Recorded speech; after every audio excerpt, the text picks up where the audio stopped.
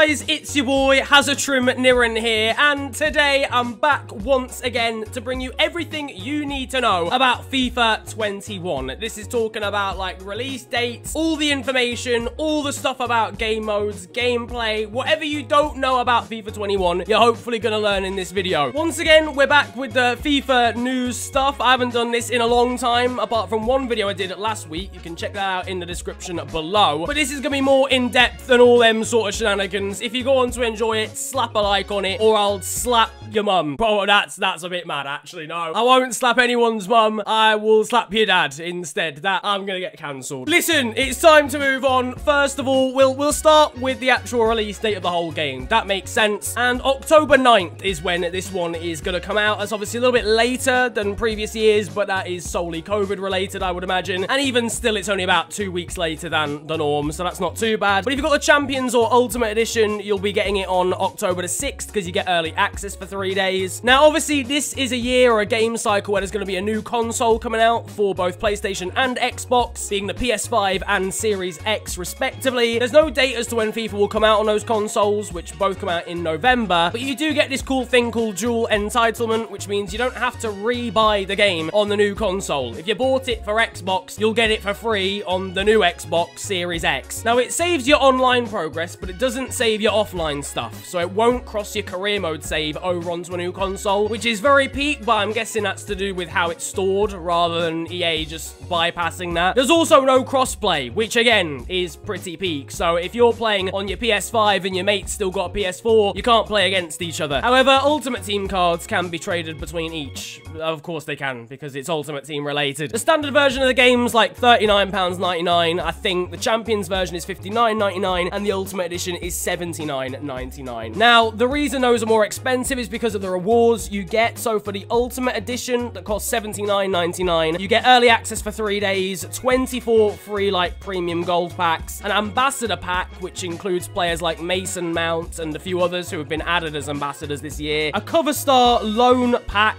which is going to be like either Mbappe, Haaland, etc., a future star in career mode, and like kit and stadium stuff. The Champions Edition is exactly the same, but you get 12 premium packs instead of 24, and you also get some if you pre-order the standard version. You get like 3 free Ultimate Team packs, I think. You'll also got an untradeable one to watch card if ordered before August the 14th. However, this video has come out after that, so if you haven't done it by now, then you're not gonna get it, and that's the sad reality. I hope you're proud of yourselves. The demo is out on September the 8th, 2020. Of course, it's 2020. What other year is it gonna be? There's no word of what clubs are gonna be involved in it yet, but rumors are that it'll be like Liverpool, Atletico, City, Real. There could very easily be AC Milan and Inter after the recent deals they signed with EA. The web app is expected to be out on September the 3rd, and early access, or EA access, is out on the 1st of October. That's actually confirmed, I think. And that's it for like the generic stuff. Ultimate Team now. Cool transition. Do the like...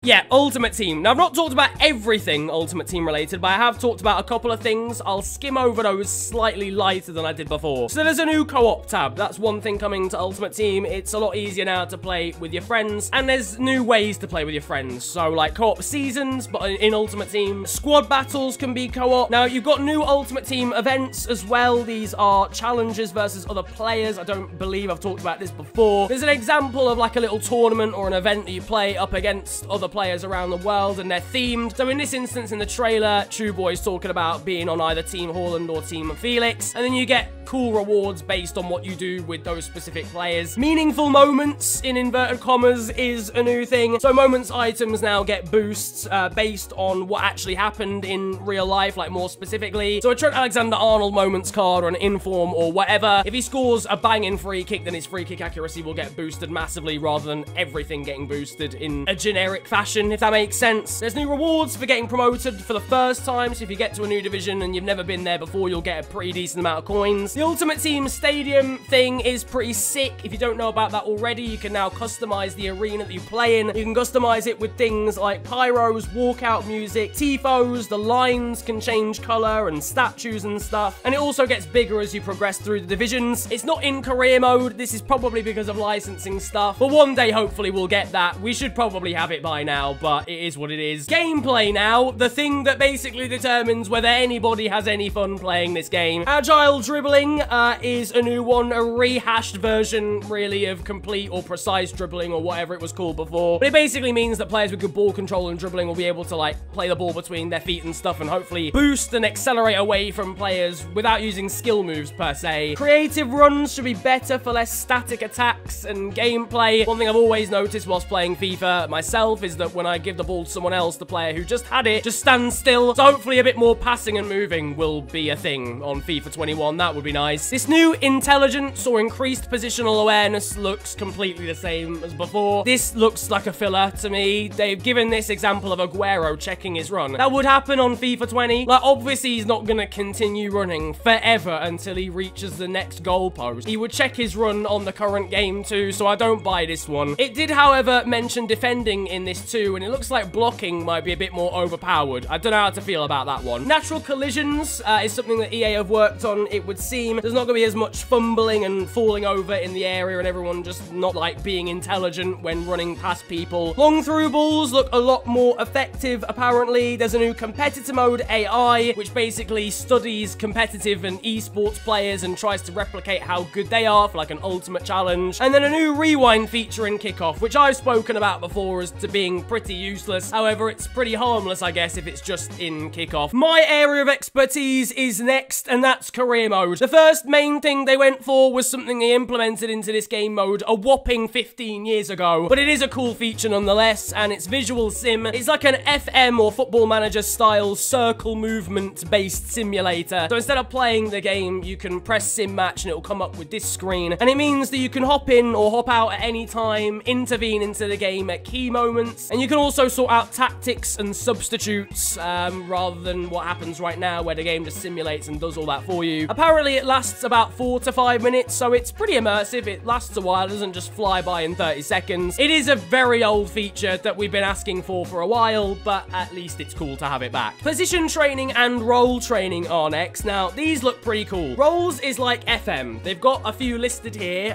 with Roberto Firmino, and they include stuff like false 9 or advanced forward, like you have on Football Manager. So it's not the position necessarily, it's the role within that position, the type of striker, the type of central midfielder. Now, role training doesn't take as long. I've seen somewhere that it takes like 22 weeks, but it's nowhere near in comparison to training a new position. If you've got a right back and you want to convert them to a right mid like they do in the trailer with Trent Alexander-Arnold, that will take you about 100 weeks. Like, it will take ages. Having said that, for a player to learn a new position in real life, it would probably take a similar amount of time. You can also now improve any attribute, and you can work on a player's skill moves and weak foot. You can do group training as well. That is a new system, and you can dictate when players have off days, when they have intense days, and set up plans for the entire squad, which looks pretty cool again. And the key thing here is to balance morale, how happy the players are, and therefore how the morale system and attributes work there, along with a thing called match sharpness, which determines how close to a player's full ability they play. Transfers have been changed as well. Once again, an old feature that was for some reason removed was loan to buy options. These are now back in the game. There's also no more unrealistic free transfers, apparently, and AI teams are able to keep hold of their players and tie them down to contracts better. So no more signing Mbappe on a free transfer in Season 3. Sorry to tell you that, boys. There's apparently new scouting locations, including Wales and quite a few places in Northern and Eastern Europe, and apparently you have a whole youth team from the start of the game. Again, I don't have the beta, I can't confirm that or deny that. And finally, pro clubs, which I think it goes without saying, and you'll probably know already, has had very, very limited change. There's new tactics now, so you can go a bit more in-depth as to how you're going to set up going into a new pro clubs game, which I'm not even sure if I actually like that much. I quite liked the hecticness and stupidity, actually, of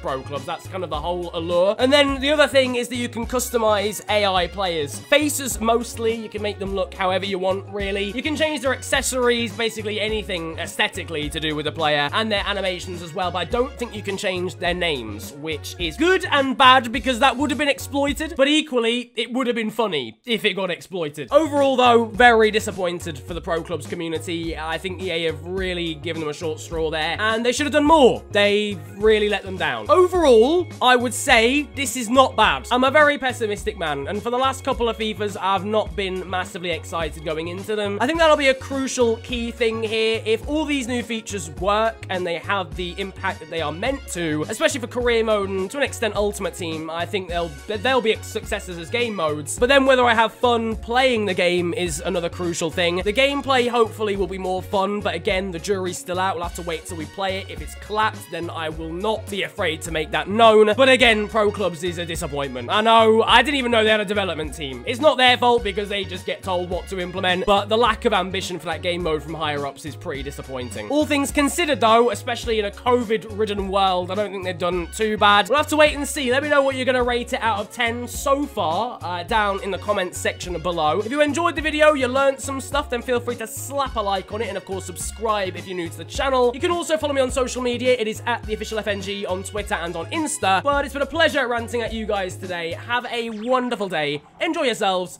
and goodbye.